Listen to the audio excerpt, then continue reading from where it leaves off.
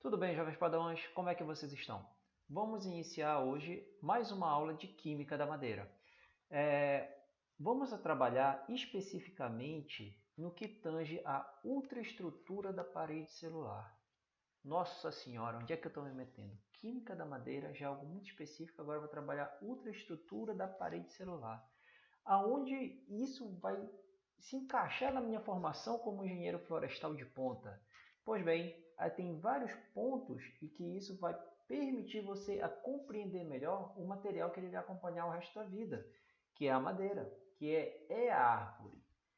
Pois bem, para dar start na nossa claro, no decorrer da aula e de outras aulas, a gente vai perceber diversos outros aspectos que podem facilitar a sua empregabilidade quando formado. Pois bem, química da madeira, o que seria isso? E vamos conversar agora sobre um conceito inicial, porque a partir da nossa quarta aula, a gente vai pegar um conceito de química da madeira mais robusto, mais técnico. Agora é um conceito para a gente começar a conversar. Quimicamente, a madeira é composta majoritariamente, ou em sua maioria, por polímeros, a citar celulose, hemicelulose e a lignina. Ou seja, temos três polímeros aí que a gente já está falando de cara, chamados celulose, hemicelulose e lignina, tidos como os componentes estruturais. Opa, quer dizer que esses três já fazem parte de um conjunto que a gente chama de componente estrutural. Tudo bem? Assim como seus componentes ocasionais ou não estruturais. Então, o que a gente está percebendo aqui? Que a madeira ela tem dois conjuntos. Um conjunto chamado de componente estrutural e um conjunto chamado de componentes não estruturais ou de componentes ocasionais. Esses componentes ocasionais eles têm como característica a sua baixa massa molecular. São denominados como extrativos, que são de natureza orgânica, ou as cinzas, que são substâncias inorgânicas. Substâncias essas que fazem parte do metabólito da árvore. E a gente vai conversar melhor daqui a pouco, dentro de algumas aulas. Pois bem, esta é a composição química da madeira. Se a gente for olhar, lembra que a gente disse aquela palavra bonita, majoritariamente? Então, é a sua maioria. Se a gente for olhar, a maior parte da madeira é formada por celulose, lignina e hemicelulose. Isso fica em torno de 85% da madeira em média. Aqui o nosso colega está dizendo que foi o Rowe, em torno de 10%. Na realidade dele, do Rowe, que é um cientista norte-americano, salvo engano, trabalhando com madeiras norte-americanas, europeias, ele está corretíssimo. Mas quando a gente trabalha, por exemplo, com madeiras amazônicas, é um pouco complicado, porque a gente percebe que as madeiras amazônicas possuem muito extrativo. A média do extrativo é 6%, 8% segundo a literatura do Rowe. Quando a gente vai para a literatura, quando a gente for verificar as madeiras amazônicas, tem madeira com 18% de extrativo. Então a coisa muda. Então a gente tem que olhar essas peculiaridades também, principalmente vocês que vão se formar nesta região. Pois bem, a celulose ela corresponde em torno de 40% a 45%, tá bom? A lignina ela fica em torno de 15% a 35%. Na nossa região é em torno de 28% a 30%. Geralmente a lignina. A menos? A menos. Mas a média é em torno disso. E a hemicelulose fica por aí entre seus 15%, porque como tem na nossa região, né, tem geralmente maior teor de lignina, maior teor de extrativo, alguma coisa tem que diminuir. A celulose não diminui tanto assim e é difícil uma árvore diminuir seu teor de celulose. Então acaba sobrando para a hemicelulose. Então vamos seguir, senhores. Nisso vem a primeira pergunta da nossa atividade semanal. Considerando que os componentes estruturais são todos classificados como polímeros, quais as diferenças químicas entre eles? Pois bem, desde já eu digo, há diferença. E a grande diferença, apesar de todos serem polímeros. Eu quero que vocês descrevam essa diferença, por exemplo, que tipo de polímero é a celulose, o tipo que é a hemicelulose, o tipo que é a lignina, qual é a diferença química entre esses, para que a gente comece a conversar melhor na próxima aula, que vai ser o assunto da próxima semana, vai acabar abordando um pouco disso. Então você já vem um pouquinho treinado, tá bom? No nosso encontro presencial, a gente irá abordar essa questão. E é claro, a resposta de vocês vai valer ponto e a conversa em si vai contar como participação. Beleza, senhores? Estamos acertados? Pois bem, ultraestrutura da parede celular. Nossa, que é isso? Pois bem, para falar de ultraestrutura de celular, primeiramente a gente precisa falar de fibra. O que seria fibra? Fibra é um tipo de célula especializada do xilema secundário. Professor, o senhor está falando grego comigo? Não, estou falando com o futuro engenheiro florestal, que já teve a disciplina de anatomia ou então está acompanhando a disciplina de anatomia da madeira neste momento. Então, a fibra é justamente esta, vocês podem perceber aqui, esta célula do tecido vegetal, que nós temos bem aqui no meio é um vaso, viu? Só para não confundir. Então, a gente pega um negocinho desse bem fininho e a gente vai chamá-lo de fibra. Essa fibra, ela costuma ter, em média, por exemplo, essa fibra aqui é de cumaru. Essas duas fibras aqui, salvo engano, são de cumaru. Fazem parte do fotos do meu TCC. Olha, são antigas pra caramba. Então, essas fibras elas têm em média 0,9 milímetros, ou então em torno de 900 micras de comprimento. Tudo bem? E o que a gente percebe aqui nessa fibra também? Que ela possui bem no meio dela um espaço vazio, que a gente chama de lume, que é onde anteriormente estava situado o conteúdo citoplasmático dessa célula. Afinal, a fibra é uma célula. Tá bom? E qual é a importância dessa fibra? Senhores, a fibra ela possui como função dentro da árvore a sustentação do material. É ela que garante à árvore, aquele ser vivo, a resistência mecânica para ele se manter em pé. É associado a outros fatores, tudo bem. Mas ela que dá ela que acaba garantindo essa possibilidade. Para vocês perceberem, falando sucintamente, por exemplo, nós temos 3 células principais no tecido xilemático. Célula de parênquima, a fibra e o vaso. O vaso é um elemento de condução e é um elemento extremamente poroso. E é um elemento assim que, para que ele seja eficiente, ele tem diversos poros e por possuir diversos poros, ele acaba não tendo uma resistência mecânica à sustentação significativa. Parênquima é um tecido de armazenamento. Praticamente não possui o que nós chamamos de parede secundária. Não possui parede secundária. Para facilitar a troca de nutrientes. Então, o que sobra aí? Todos têm sua grande função no tecido. Quem garante essa rigidez à árvore, essa elasticidade à árvore, é a fibra, que apesar de ser rígida, ela é um material também elástico, que tem uma composição assim maravilhosamente bem pensada pela natureza. Essa composição, primeiramente, vem de moléculas de celulose. O que são moléculas de celulose? São moléculas lineares, grandes, altamente resistentes à tração, só que por serem tão rígidas, imagine nesse momento, por exemplo, um macarrão daquele de pacote, espaguete, né? Espaguete, não sei se é espaguete, aquele fininho, redondo. Um macarrão daquele comprido, e você apertando ele, o que vai acontecer? Aquele macarrão quebra, ele é frágil. Porque o que acontece? Ele não tem uma resistência à compressão. Agora, se você estica, por exemplo, um fio de cabelo, que também não tem resistência à compressão, mas é um outro parâmetro, mas vamos esticar um fio aqui, a gente percebe que esse fio possui uma alta resistência à tração. E é justamente isso a celulose. Só que o que aconteceu? No decorrer da evolução, aí vocês podem conversar com o professor de vocês de fisiologia vegetal, ou até mesmo com o professor de anatomia da madeira. Não, é um assunto para mim extremamente interessante, mas não é o que nós estamos praticando no momento. No decorrer da evolução, a árvore ela começou a produzir uma substância chamada lignina.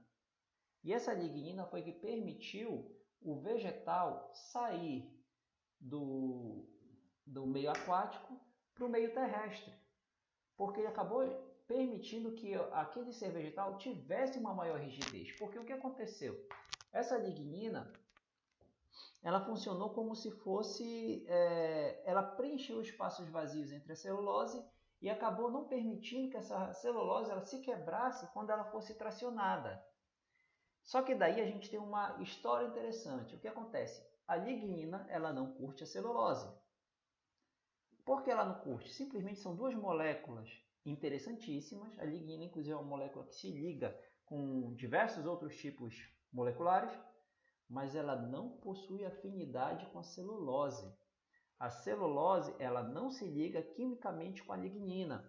Então, o que aconteceu aí? Aí existiu nesse meio termo a hemicelulose. O que a hemicelulose vai servir? Meus amigos, ela vai servir para muita coisa. Mas entre uma dessas coisas, por isso que ela é considerada também um elemento subestrutural, apesar dela não ter resistência à tração, à compressão, por exemplo, a lignina tem auxilia muito na resistência à compressão, ela simplesmente permite que a lignina se ligue indiretamente à celulose por meio dela. A lignina siga a hemicelulose se liga à celulose e todo mundo fica feliz. Tudo bem, senhores? Então, continuando aqui a nossa conversa, por exemplo, o que nós temos aqui também? Aqui a gente tem uma fibra, tá bom? Macerada, separada aqui, é como se fosse essa fibra aqui. Aqui está numa microscopia eletrônica de varredura, está extremamente próximo. E bem aqui, a gente tem a fibra no tecido vegetal. A gente pode perceber que o tecido vegetal ele é formado por diversas fibras juntas. E a gente vai, o professor Antônio com certeza vai falar isso melhor para vocês. Mas daqui a pouco eu mostro uma fotinho e a gente consegue esclarecer. E o que permite com que essas fibras fiquem juntas? Pois bem, existe entre as fibras uma cola. Essa cola é chamada de lamela média. E essa lamela ela é composta quase que exclusivamente por lignina. Então, o que é a lignina? O que seria a lignina de uma forma geral? A lignina é um grandíssimo material, uma grandíssima substância colante.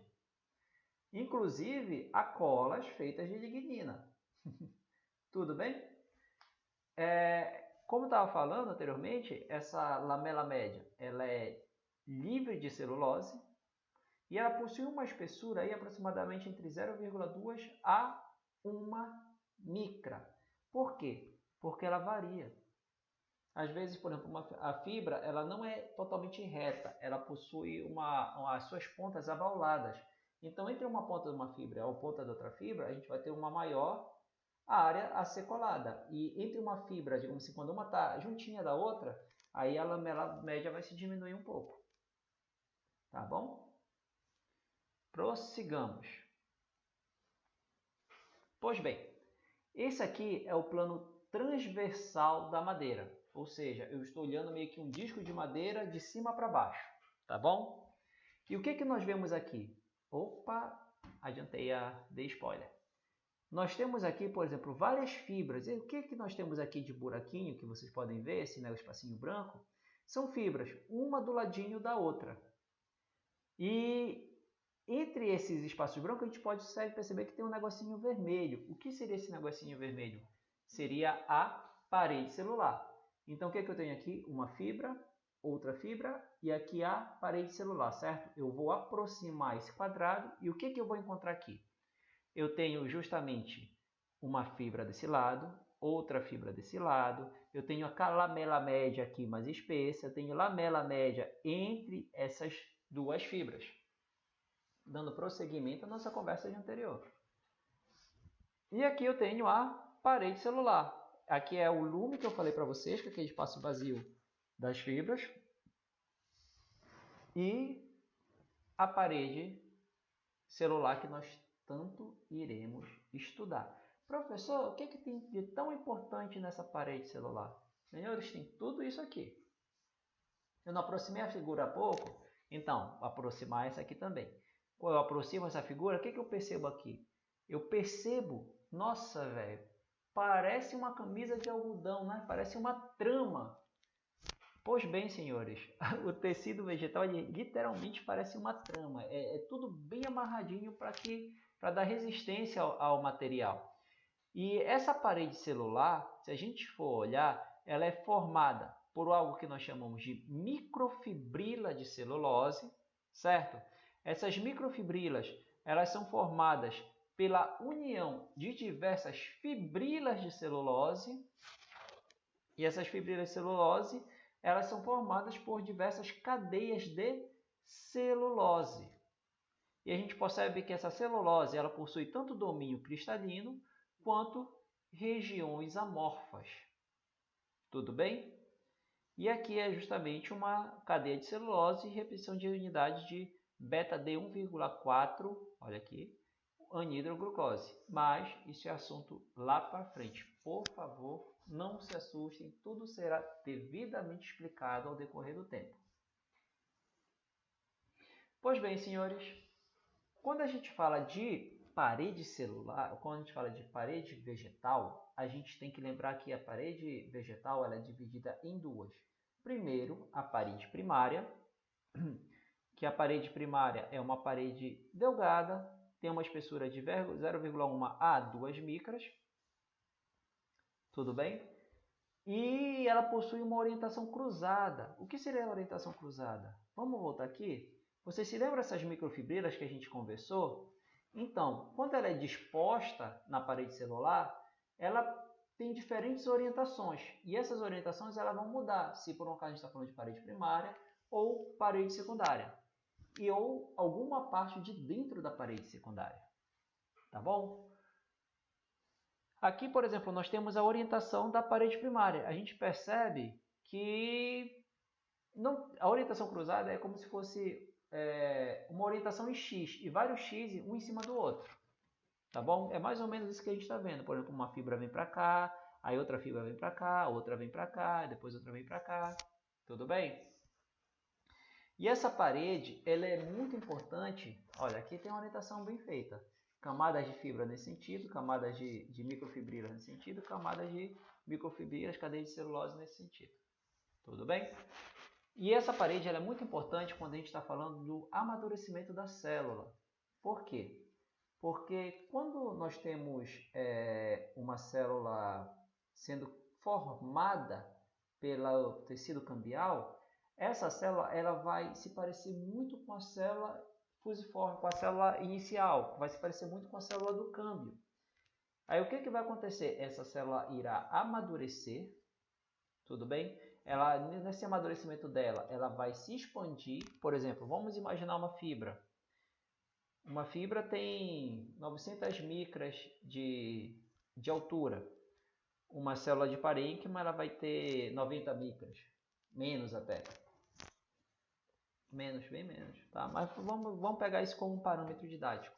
Então, o que vai acontecer? Vão se unir diversas células de parênquima, de células, diversas células uma com a outra para formar fibra? Não. Essa célula simplesmente ela vai se expandir.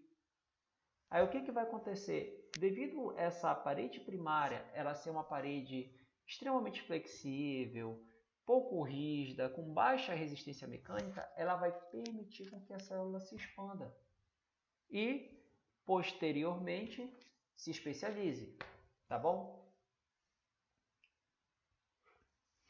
Aí o que aconteceu? Essa célula se expandiu, se especializou, aí beleza, o que vai faltar? Vamos investir nessa célula. Vamos fazer com essa célula, ela traga benefícios para o sistema em que ela está inserida.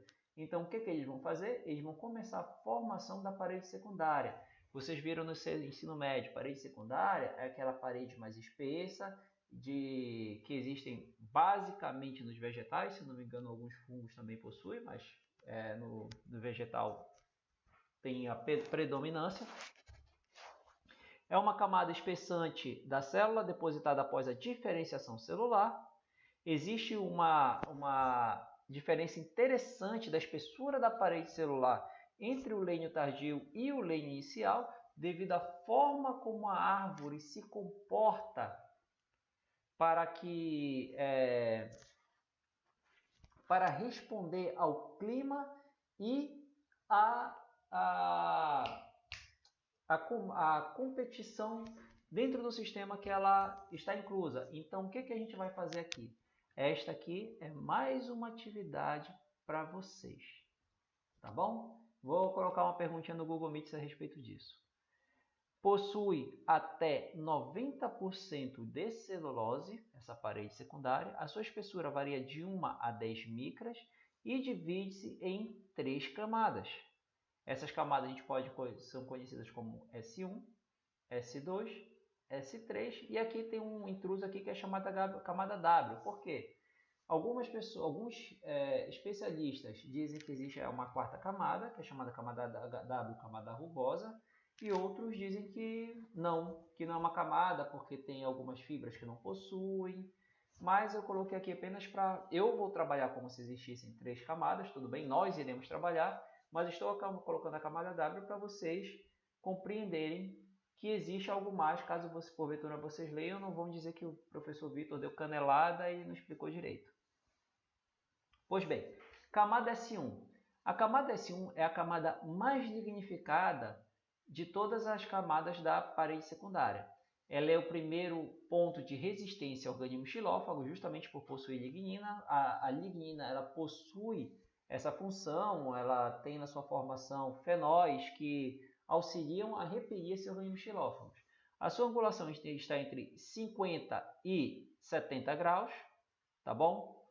E a sua espessura de 0,2 a 0,3 micras. Então, o que nós temos aqui?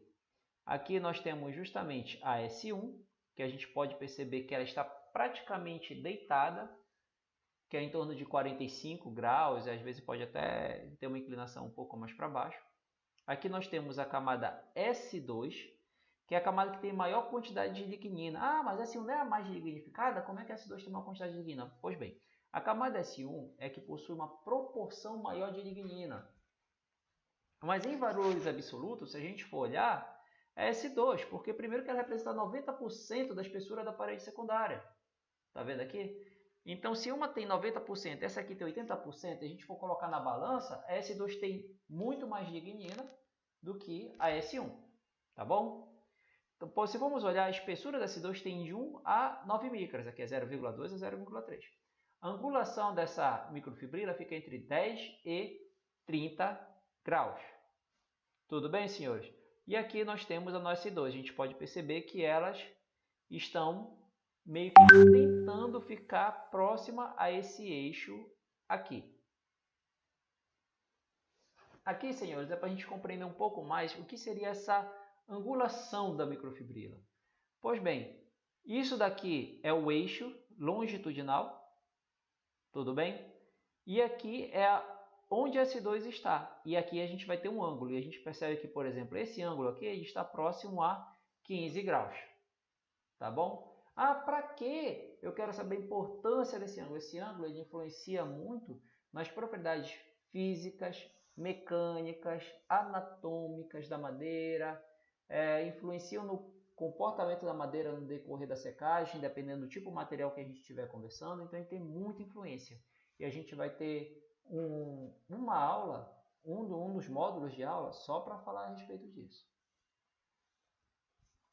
Pois bem, senhores, agora a gente vai falar da camada S3. O que é S3? É uma camada de baixa concentração de celulose, é uma camada extremamente fina, até esqueci aqui de colocar a micra dela, se eu não me engano é de em torno de 0,2, 0,1 micra, e a camada W, que a gente conversou há pouco, que é um resíduo citoplasmático, certo? Que é encontrado, por exemplo, a célula ela se especializou, se transformou numa fibra, beleza, a partir do momento que ela se tornando uma fibra, ela não tem mais o porquê de ter aquele conteúdo citoplasmático dentro dela, porque não vai ter mais, ela não irá mais metabolizar muita coisa, já formou a coisa ali, pronto. Aí o que o tecido vegetal vai fazer? Vai colocar esse tecido citoplasmático para parede celular. Só que isso ocorre basicamente em traqueídeas, tá bom? Que é das coníferas gimnospermas, e em fibras primárias das angiospermas. Ou seja, se a gente for colocar no conceito de evolução, são fibras que estão meio que na transição de traqueídeos para as fibras em si. É constituída de material semelhante à lignina e em conjunto de pequenas quantidades de hidratos de carbono e substâncias pépticas. Aqui tem a referência caso vocês achem pertinente pesquisar. Aqui nós temos o aspecto das fibrilas, que aqui S3 é uma reticulada, da S2 de 10 a 30 graus, da S1 de 50 a 70 e a primária extremamente irregular. Tá bom? Pois bem, senhores, estamos finalizando o nosso primeiro módulo, ou capítulo, como vocês preferirem de titular. E aqui a gente tem outras duas atividades. Considerando o processo de diferenciação celular, quando ocorre a formação da parede secundária e por quê? Vocês precisam pesquisar, dar uma resposta mais sustentada nesse ponto. E um outro ponto é, explane por que a camada S2 é tida como a que mais contribui para as propriedades físicas e mecânicas da madeira. Tudo bem? Então, esse é o primeiro ponto da nossa aula e a gente se vê em seguida. Grande abraço a todos, bom trabalho, bom estudo e até mais.